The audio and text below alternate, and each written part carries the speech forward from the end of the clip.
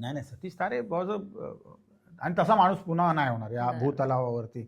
म्हणजे मी नेहमी म्हणतो की अकबराच्या काळात जर तारे असते तर बिरबल नसताच कुठे. बिरबल त्या दरबारात पण फिरकला नसता, त्याला फिरकूच दिलं नसतं तारेंनी. एवढा हजरजबाबीपणा त्या माणसामध्ये ना. आणि माझी आई जेव्हा गेली ना तेव्हा इंडस्ट्रीमधून मैताला फक्त ते एकटेच होते. कोणी म्हणजे कोणी नव्हतं. म्हणजे अगदी जवळचे पण होते ते पण त्यांचे काही लोक ते त्यांची रीतभात असते की आई वडील जिवंत असताना एखाद्याच्या मैताला जायचं नसतं असे म्हणून काही लोकांनी अंग काढलं होतं. पण सतीश तारे हा एकमेव माणूस होता आणि मी खूप काळ घालवला ग त्यांच्यासोबत. बरेच सिनेमे मी एकत्र केले त्यांच्यासोबत. जळगावला आम्ही एक मोठा पिक्चर केला होता सदाशिव अमरापूरकरांचा, आर आर आबा आता तरी थांबा. त्यात 4-5 हिरो होते, म्हणजे मिलिंद गवळी मेन हिरो. आम्ही पण ऑलमोस्ट हिरोज होतो कारण आम्हाला बॅकग्राऊंड, मला गाणं कुणी गेलं सतीश तारेने मला अवधूत गुप्तेने गाणं गायलं आमच्यासाठी आणि रोमॅन्टिक सॉन्ग वगैरे आम्ही ते पिक्चराईज केले त्या सिनेमामध्ये. आणि सतीश तारेंबरोबर घालवलेला प्रत्येक क्षण हा माझ्यासाठी ही पर्वणी होती, ही माझ्यासाठी मेजवानी होती. कधी म्हणजे टी व्ही, आता आम्ही ऑब्व्हियसली हॉटेलमध्ये बाजूबाजूला रूम असायचे, एका रूममध्ये नाही राहिलो कधी, पण रूम पण आम्ही त्यांच्याच रूममध्ये सिनियर आहेत म्हटल्यावर. आणि कधी टी व्हीच्या आड जरी आलो ना ते आणि आपण काहीतरी वेगळीकडे लक्ष असेल, ए विकास ऐक ना, मला ते सगळं करून दाखवशील का रे. म्हटलं कुठलं, ते टी व्हीवर जे काय चाललंय मला ना दिसत नाहीये ते, असं ते बोलायचे. बाजूला हो कधीच नाही बोलले, ते जे काय चाललंय ते मला जरा करून दाखवशील का, असे ते म्हणजे ठेवणीतल्या अशा गोष्टी होत्या ना त्यांच्याकडे. पण वाईट मला एकाच गोष्टीचं वाटतं की ते गेल्यानंतर लोक त्यांना आज अप्रिशिएट करतायत. ते असताना त्यांची किंमत लोकांनी एवढी नाही केली. त्यांना बऱ्याच गोष्टींमुळे त्यांना साईडलाईन केलं गेलं, त्यांना टिकवता आलं असतं.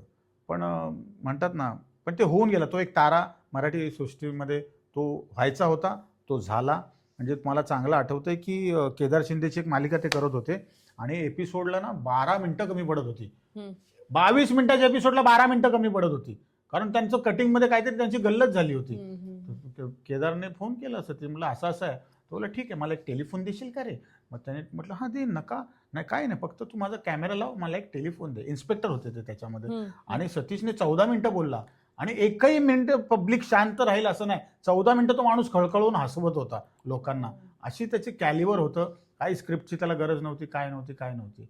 पण ठीक आहे, पण मी स्वतःला भाग्यवान समजतो की आणि मी त्यांचा खूप चांगला मित्रही होतो. त्यांना जर विचारलं ना कुणी की तुमचा सगळ्यात चांगला मित्र कोण आहे आजच्या डेटला, म्हणजे जुने असतील त्यांचे खूप वगैरे वगैरे, किंवा बघ कसं असतं दाखवणारी मंडळी पण खूप असतात. एखाद्या तालमीला जमलो ना, तारे का आहे ना, मागून तारेला कोणी विचारत नव्हतं. पण त्याच्या पडत्या काळात मी होतो. सगळ्या त्यांच्या जो वाईट काळ मधला गेला त्यांच्यामध्ये मी होतो. माझ्या घरी 1-2 दिवस ते राहायला सुद्धा होते माहीम पोलीस कॉलनीला मी असताना. आणि I miss him a lot, I really miss him lot. Actually ते तारे आत्ता पाहिजे होते. त्यांनी एवढ्या गोष्टी दिल्या असत्या ना इंडस्ट्रीला. पण आम्ही खरंच तारेंना खरंच खूप मिस करतो.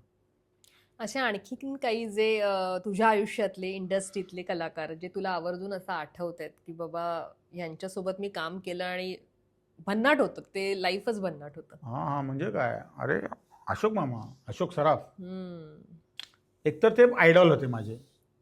आयडॉल खऱ्या अर्थाने ज्याला आपण आयडॉल म्हणतो ना, तर ते माझे होते. तर त्यांची भेट माझी नवरा माझा नवसाच्या दरम्यान झाली. मग ते 20 दिवस. पण पहिली भेट झाली. पहिली भेट मी तोपर्यंत तू भेटला मी कधीच कोणाला भेटलो नव्हतो. मी खूप सामान्य घरामधून आलेलो माणूस आहे. त्याच्यानंतर एक नाटक, फक्त बरं नाटक म्हणजे कसलं, 17 कलाकारांचं हे एक नाटक. त्याच्यामध्ये ओळख कुणालाच तशी चेहऱ्याने नाही मिळायची. कारण काय होतं, ते चिपळूण मधलं फॉर्मॅट असल्यामुळे लाल मेकअप असायचं बरोबर. संजय खापलेला तर एवढी मोठी दाढी असायची, पांढरी दाढी, पांढरा विग, मुकुट, त्याला कोणी कुत्र ओळखायचं नाही. तो सगळ्यात जास्त बॅटिंग तो करायचा. मग करायचं काय माहितीये, प्रयोग लवकर मेकअप काढून आहे ना तो यायचा, असे कपडे बिपडे चेंज करून, आणि ना कुठल्या तरी कलाकाराला पकडायचा आणि पब्लिकमध्ये जाऊन, हे बघ माझा धृतराष्ट्राचा जो रोल आहे ना, तो एवढा असा आधी असा नव्हता, मी केला तो, असं म्हणजे उगाच लोकांना कळलं का रे हा धृतराष्ट्र आहे. मग लोक त्याच्याकडे, हो तुम्ही काय, मग मी खूप मेहनत घेतली आहे या रोलसाठी, उगाच नाही. मग माझे 25 आहेत किती त्याच्यात, अशी वेळ होती. खूप सामान्य नट होतो मी. त्याच्यानंतर डायरेक्ट समोर एवढी मेजवानी, मी म्हटल्याप्रमाणे पहिल्यांदा या लोकांना भेटलो होतो मी नवरा माझा नवसाला. आणि मी अर्धा वेळ असाच असायचो की खरं आहे, हे खरं आहे, स्वतःला चिमटे काढायचो, हे खोटं आहे, अरे नाही मग कळायचं नाही खरं आहे. आणि मग अशोक सराफ, पण अशोक सराफ तेव्हा वाटले गेले ना सगळ्यांमध्ये, खूप कलाकार असल्यामुळे मला ते फार नाही भेटायचे. माझ्या वाटणीला किती येणार ग? कारण ह्या लोकांनी सगळ्यांनी आधी त्यांच्यावर कामं करून झालेत ना, वाडकर, पाटकर वगैरे सगळी मंडळी, कळलं का? नंतर मग त्याच्यानंतर मी त्या सरांबरोबर अशोक मामांबरोबर अजून एक पिक्चर केला, ज्यात प्रसाद ओक आणि अशोक मामा यांचे डबल रोल होते. अच्छा. तर त्याच्यामुळे आम्ही वाईला तेव्हा शूटिंग करायचो आणि ते 20 दिवस आमचं शूटिंग होतं. तर मामा फक्त कुणाला बोलवायचे? फक्त मला, फक्त मी आणि अशोक मामा आणि त्यांचा तो मॅन असायचा, आम्ही तिघं. आणि मग ते विकास आलायच ना सेटवर, पहिलं तयार हो, हे त्यांनी मला शिकवलं. पहिलं तयार व्हायचं, नंतर किती टाइमपास होऊ दे, कळलं का? मग मी कपडे घालून मेकअप करून मग आम्ही कुठल्या तरी झाडाखाली वगैरे जाऊन बसायचो आणि मग मामा पत्ते काढायचे आणि मग आम्ही दोघं पत्ते खेळू. मग जोपर्यंत आवाज येत नाही तोपर्यंत तिकडून हलायचं नाही.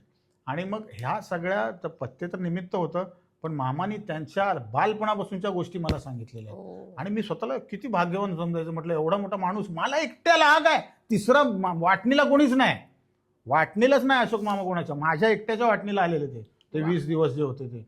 आणि मग त्यांचं बालपण संगीत नाटक कसं केलं, त्यांचे मामा नाटकांमध्ये कशा प्रकारे करायचे, मग त्यांची वाढ कशी झाली, त्यांनी कुणाकुणाला फॉलो केलं, त्यांचं पहिलं नाटक, मग त्यांचा पहिला सिनेमा, मग मला काय विकास आवडतं काय नाही आवडत. त्यांना माझी पीजे करायची पद्धत त्यांना अजिबात आवडत नाही, फेकून मारेन म्हणायचे काहीतरी, असं वाया जाशील ना या गोष्टीमुळे, असं मला ते नेहमी म्हणायचं. मामा म्हटलं मामा माझे तुम्ही जात नाही, मी काय करू, इनबिल्ट आहे म्हटलं, ते सगळं इनबिल्ट आहे, ते येत राहणार, तुम्हाला जेवढं घ्यायचं तेवढं घ्या, बाकी सोडून द्या, असं म्हणायचं. म्हणजे एकदा तर सचिन पिळगावकर पण, आम्ही कुठला अजून एक सिनेमा करत होतो, मी अजून एक सिनेमा त्यांच्यासोबत केला, आदला बदली नावाचा, जे ज्युनियर मेहमूद होते, जे सचिन पिळगावकरांचे खास मित्र होते, त्यांचं प्रोडक्शन होतं आणि डिरेक्टर पण तेच होते. आणि त्या दरम्यानच्या काळात माझी आई वारली, so I was very sad that time.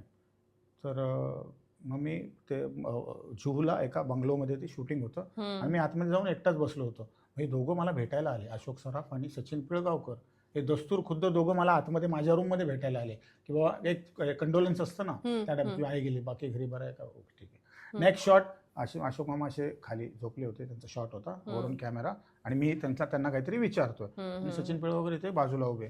पिळगावकरांना म्हटलं बघा एवढा मोठा माणूस आहे तरी अजून डाऊन टू अर्थ आहे म्हटलं.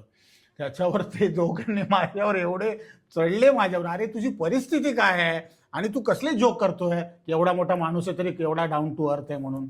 त्याच्यावर त्यांनी माझी परत एकदा मोठी शाळा घेतली. एक सीन होता, मी त्यांचाच ऑलराऊंडर कॅरेक्टर दाखवलं. मी ड्रायव्हर होतो, मी त्यांचा मॅनेजर होतो, मी त्यांचा कुक होतो. मी असं आणून ठेवलं, म्हणजे स्प्रिंग अनियन, हे घ्या स्प्रिंग अनियन, लागले तर सांगा आणखी अनियन, हा आणखी अनियन, ए रे जा रे याला घेऊ हाकला रे इथून. मग तो मामा परत माझ्यावर फार बरसले होते. म्हटलं मामा थोडी शॉर्टमध्ये घ्यायचंय, फक्त मी असं तोंडाला नको बोलूस तू काही, असं अशा टाईपने अशोक सराफांबरोबर जे काय मी तीन चित्रपट केले. आणि मग काय असतं माहितीये ना, या ज्या छोट्या छोट्या गोष्टी ह्या तुम्हाला ना कुठल्या इंटरव्ह्यूमध्ये ऐकायला मिळणार, ना कुठल्या मासिकात ऐकायला मिळणार, आणि ना कधी कुठल्या मोठ्या अवॉर्ड फंक्शनला ऐकायला मिळणार. अशा छोट्या छोट्या गोष्टी मामांकडून मला ऐकायला मिळाल्या आणि खूप मी त्या आत्मसात पण केल्या, आणि ती एक माझी खूप मोठी पुंजी आहे असं मी समजतो. इंडस्ट्रीत असे कोणी डिरेक्टर किंवा असं कोणी की जे रागावलेत तुझ्यावर सीन करताना, म्हणजे जेव्हा तुम्ही गिव्ह अँड टेक असतं, तुम्हाला काहीतरी सांगणं असतं, तर तुम्ही कॉमेडियन्सचा बऱ्याचदा एक तो स्वभाव पण असतो, तू म्हणतोस तसं की 25 मारायचा, आणि कोणतरी भडकलेत, असं झालंय तुझ्या बाबतीत कधी? माझ्या बाबतीत असं कधीच नाही झालं. त्याचं कारण असं की मी ऑन दी स्पॉट कधीच काय करत नाही शॉर्ट चालू असताना. हा, कारण मला जे काय करायचं ना ते मी रिहर्सलमध्ये करतो. मला उगाच लोकांना सरप्राईज करायला किंवा इम्प्रेस करायला आवडत नाही. हा, कळलं का?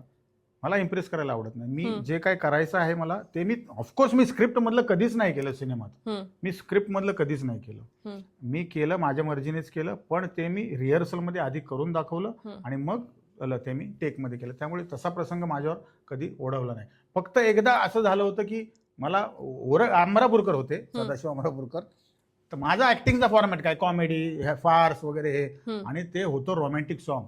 ही होती आपली कोरिओग्राफर आपली दीपाली विचारे होती. दीपाली विचारे कोरिओग्राफर होते आणि त्यांनी एका छोट्या शाळेमध्ये फुल रोमॅन्टिक लाईट केला होता. माझी बायकोचं काम करणारी ती कुठल्या तरी पुण्याला राहणारी होती, आणि मला ते रोमॅन्टिक सॉन्ग जमीच ना तिला असं जवळ येणं वगैरे, हे असं कधी आयुष्यात केलं. मग त्यांनी घेऊन गेले, अरे विकास काय करतोयस तू? हा, म्हटलं सर नाही सवय नाही तुला. म्हटलं आहे, पण ते कॅमेरा समोर नाहीये. म्हटलं चार भिंतीत करणं वेगळं, कॅमेरा समोर एवढ्या लोकांसमोर करणं वेगळं. बघ विकास, याच्यामुळे तुझी इमेज बदलेल, कळलं का? तुला चांगले सिनेमा मिळतील, तू कर बरं. मग त्यांनी थोडंसं मला कानमंत्र दिले, कारण ऑफकोर्स एवढे मोठे विलन आहेत ते बॉलिवूडचे, त्यांनी काही कानमंत्र दिले मला, जे मी आता कॅमेरासमोर नाही सांगू शकत. कळलं का? सो मग त्याच्यानंतर मग मी जरा थोडा रिलॅक्स झालो. आणि बस तेवढाच एक प्रसंग की डिरेक्टर माझ्यावर सिनेमाचा एखादा ओरडलाय. इनफॅक्ट मी आता ते डिजिटल आलेत, पूर्वी रील असायच्या, माहितीये. रील हो, होत्या. हो. मग ते जेवढं ते रिटेक व्हायचे तेव्हा रील तेवढं कॉस्टली असायचे. कॉस्टली असायचं. पण मी काय सांगायचो डिरेक्टरला की ना माझी शॉट घेताय ना, आता OS आहे मला लागलाय, तर OS नाही तर नका करू, मला मधले ना क्यूज देऊ नका. मी माझे सगळे डायलॉग अख्ख्या सीनचे एकटा घेतो. मग ते मी अख्ख्या सीनचे एकटा डायलॉग घ्यायचो. जो असिस्टंट डायरेक्टर मधले क्यूज वाचतो ना ते मी नाही वाचून द्यायचो. त्याच्यामुळे व्हायचं काय, त्यांची रील वाचायची, त्यामुळे माझा क्लोज लावून ते लोक सोडून द्यायचे. त्यामुळे डिरेक्टर माझ्यावर संतापलेत वगैरे असा प्रसंग कधी नाही आला. बरं, कॉमेडी इंडस्ट्रीमध्ये कॉमेडियन्सच्या ह्याच्यात आता इतके कॉमेडियन्स आहेत आपल्याकडे आणि सगळे खूप, तुला आता माहिती असेल की वेगवेगळे क्वालिटीवाले कॉमेडियन्स आहेत. पॉलिटिक्स असतं का रे कॉमेडियन्स मध्ये? हम्म. नाही see, आणि त्याचा तुला कधी फटका बसलाय नाही, का? नाही. काम आलंय आणि पटकन मग सांगितलंय नाही नाही आता ते तुला काहीतरी वेगळं कारण सांगितलं आणि नंतर तुला दिसलं की कोणीतरी दुसरंच तुझ्या जागी ती भूमिका केली आहे त्या आर्टिस्टची. एक ना एशियन पेंट्सची ऍड होती, फार मोठी ऍड होती. हम्म. हां, त्याच्यात ना माझं कास्टिंग झालं होतं. माझा पासपोर्ट मागवून घेतला, बँड्राला जाऊन मी त्याचं ऑडिशन दिलं होतं आणि त्यातलं जी मुख्य भूमिका होती ती मला मिळाली. ओ. हां, आणि मग या तारखेला अमेरिकेला निघायचं. फक्त तिकीट माझं आलं नव्हतं, पण बाकी सगळं विजा करून त्यांचं झालं होतं. आणि मग एक दिवस अचानक मला फोन आला की अरे सर वो प्रोजेक्ट नहीं कर रहे हम लोग. म्हटलं का? पता नहीं वो कंपनी वालों ने कुछ तो बोल दिया. 1.5 महिन्याने मी ती ॲड टीव्हीला बघितली. त्यात तो जो कपिल शर्माचा जो मित्र आहे ना, चंदन प्रभाकर, हा. जो कॉमेडीमध्येच काम हम्म, करतो, हम्म, कॉमेडी विथ कपिल्समध्ये, तो त्या भूमिकेत होता.